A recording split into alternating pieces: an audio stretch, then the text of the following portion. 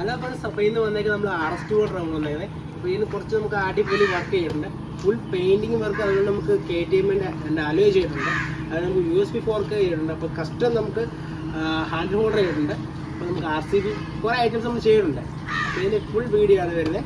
അപ്പോൾ നിങ്ങൾ കണ്ടോളൂ, നീ സ്കിപ്പ് ചെയ്തുകൊണ്ട വീഡിയോ ഇട്ട് പോയേക്കാം.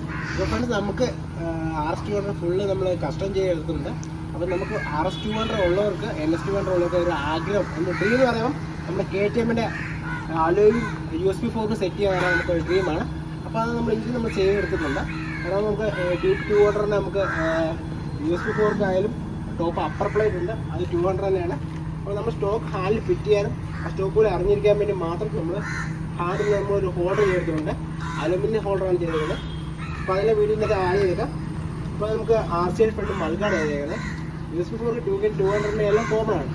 അപ്പോൾ RCL മൾക്കാൻ നമുക്ക് ആ ഒരു ലുക്ക് കിട്ടത്തുള്ളൂ. അപ്പോൾ ഫ്രണ്ട്സ്, നമ്മൾ ഈ വണ്ടി മാക്സിമം ബഡ്ജറ്റ് ഫ്രണ്ട്ലിയാണ് നമ്മൾ ചെയ്തെടുക്കുന്നത്. അപ്പോൾ ഇത് പോർച്ചുഗീസ് കാർബൺ എന്ന് പറഞ്ഞ മെറ്റീരിയലിനോട് നമ്മൾ ഡിപ്പ് ചെയ്തെടുത്തു റാപ്പ് ചെയ്ത സാധനമാണ്. അപ്പോൾ അതിനെ വേണ്ടി നമുക്ക് ക്ലിയർ ചെയ്യുക. അടിച്ചപ്പോൾ തന്നെ നമുക്ക് കറക്റ്റ് നമുക്ക് കാർബൺ ഫൈബർ ഡിപ്പ് ചെയ്തതിൻ്റെ ആ ഒരു ഫീൽ തന്നെ നമുക്ക് കിട്ടും. നമുക്ക് മാക്സിമം ഈ വണ്ടി ബഡ്ജറ്റ് ഫ്രണ്ട്ലിയാണ് നമ്മൾ ചെയ്തെടുത്തത്. അപ്പോൾ അതുപോലെയാണ് കസ്റ്റമർ ആ ഒരു ഐഡിയ പ്രകാരം നമ്മൾ ചെയ്തെടുത്തതാണ്. അപ്പോൾ ഇതിൻ്റെ വർക്ക് പറയുമ്പോൾ എന്താ പറയുന്നത്, ഒരു വിഷയം നല്ല രീതിയിൽ നമ്മൾ നല്ല രീതിയിൽ കഷ്ടപ്പെട്ട് ചെയ്ത വർക്കായിരുന്നു. ബാക്ക് ഫ്രണ്ട് അലോയ് സൂട്ടാന്ന് പറഞ്ഞാൽ ഇച്ചിരി പണിയാണ്. ഫ്രണ്ട് ഓക്കെയാണ്, ബാക്ക് ഭയങ്കര ബുദ്ധിമുട്ടാണ്. നല്ല രീതിയിൽ സ്റ്റെയിൻ ചെയ്യാൻ പറ്റത്തുള്ളൂ. അപ്പോൾ നമ്മൾ ഫുൾ പെയിൻറ്റ് നമ്മൾ ഫുൾ ഗ്ലോസി ബ്ലാക്ക് ചെയ്തിട്ടുണ്ട്. അണ്ടർബില്ലി ആയാലും എല്ലാ ഭാഗവും ഫുൾ ഗ്ലോസി ബ്ലാക്ക് മാറ്റിട്ടുണ്ട്. അപ്പോൾ ചെയ്തേക്കാൻ ഫുള്ള് നമ്മൾ 2K ക്യാപ്സിൽ ആയാലും പെയിൻറ്റ് യൂസ് ചെയ്തേക്കണേ. അപ്പോൾ അത് മാത്രമല്ല, നമുക്ക് അലോയ് എല്ലാം ആ ക്യാപ്സി പെയിൻറ്റാണ് നമ്മൾ യൂസ് ചെയ്തേക്കണേ.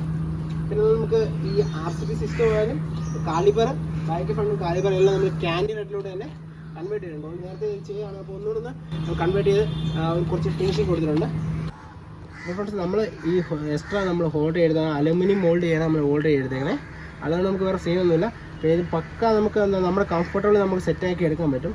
കാരണം കണ്ടു കഴിഞ്ഞാൽ ഒരു സ്റ്റോക്ക് ആയിട്ട് പോകുന്നു, പക്ഷേ എന്നാൽ സ്റ്റോക്കല്ല.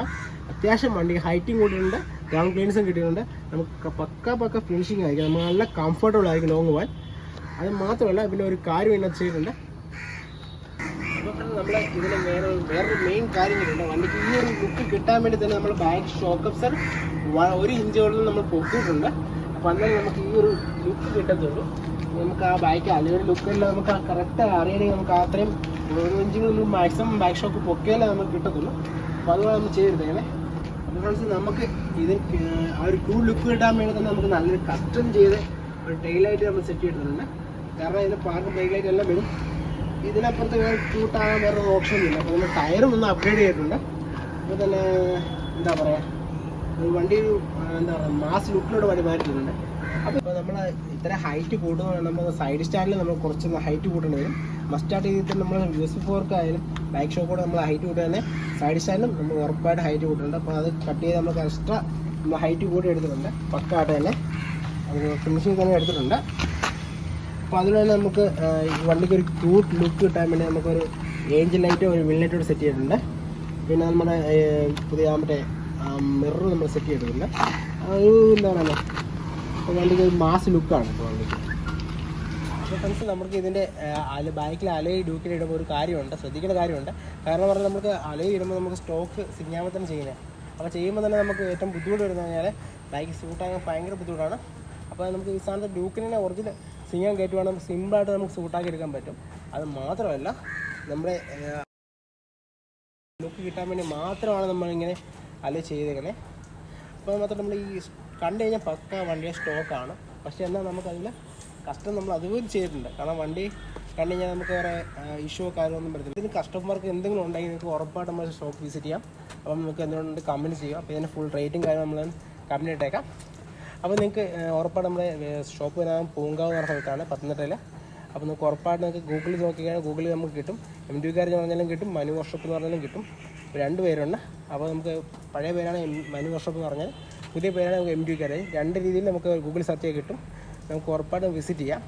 അപ്പോൾ നമുക്ക് ഇതിലുള്ള വർക്ക് എന്തുകൊണ്ടെങ്കിൽ നമുക്ക് ചാനലൊന്ന് സബ്സ്ക്രൈബ് ചെയ്തേക്കാം, സപ്പോർട്ട് ചെയ്തേക്കാം. അപ്പോൾ നിങ്ങൾ ഫ്രണ്ട്സിനൊക്കെ ഒന്ന് ഷെയർ ചെയ്തേക്കാം.